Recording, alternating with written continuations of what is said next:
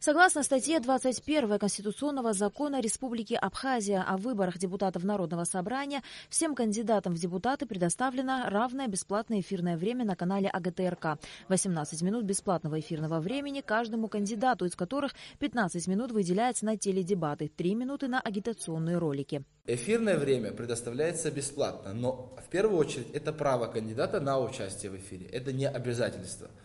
В связи с чем рассчитывается из количества 141 кандидат, но в итоге не приходит их полное, весь список кандидатов, в связи с чем мы вынуждены были ограничивать как-то во времени это. Решением Центра избиркома были утверждены порядок прохождения теледебатов решением Центра избиркома. И в соответствии с данным решением уже АГТРК действует на основании этого решения. Опять же, это решение было согласовано с АГТРК.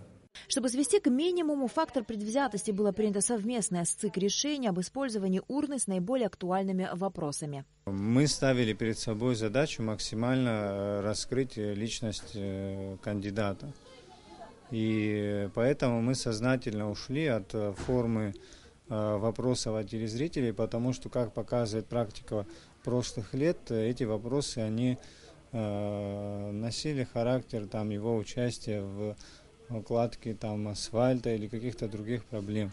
А те вопросы, которые формировала экспертная журналистская группа, они, кстати говоря, носят общий характер, то есть и они дают возможность человеку показать, насколько он ориентируется в теме. То есть сегодня разные кандидаты идут в депутаты, кто-то строитель, кто-то сантехник может быть. Каждый может быть профессионал в своем деле, и он не обязан быть экспертом, допустим, в области экономики, демографии или чего-то еще. Однако эти темы сформулированы таким образом, что у него есть возможность показать, что темы, которые волнуют общество, для него не новые, что он ориентируется в этой области. Теледебаты проходят между кандидатами в депутаты, баллотирующимися в одном избирательном округе. Таким образом, во время предвыборной кампании на канале АГТРК пройдет 35 эфиров по числу избирательных округов. Их последовательность и день выхода в эфир определена жеребьевкой в Центре избиркоме. Согласно избирательному законодательству, нам необходимо было предоставить равное бесплатное эфирное время каждому кандидату. Вы знаете, сегодня огромное количество кандидатов баллотируется в парламент. И также, объективно говоря, все желают, чтобы их показывали в прайм-тайм. То есть это достаточно ограниченный промежуток времени, это с 9 часов до 12, потому что после 12 уже избиратели меньше будет смотреть эфир.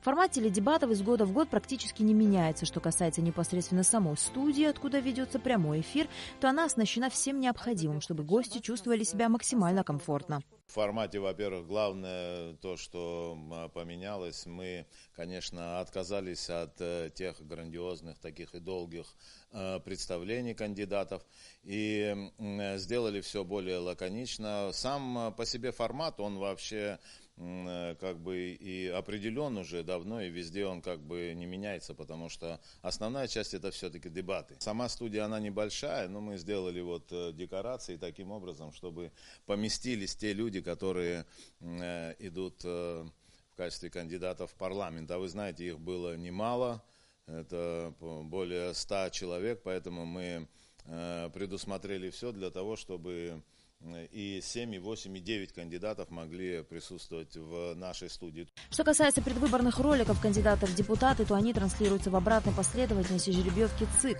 без возможности менять дни по своему усмотрению. В случае, если кандидаты опоздали подготовить ролик для трансляции в отведенное время, то их бесплатное эфирное время сгорает.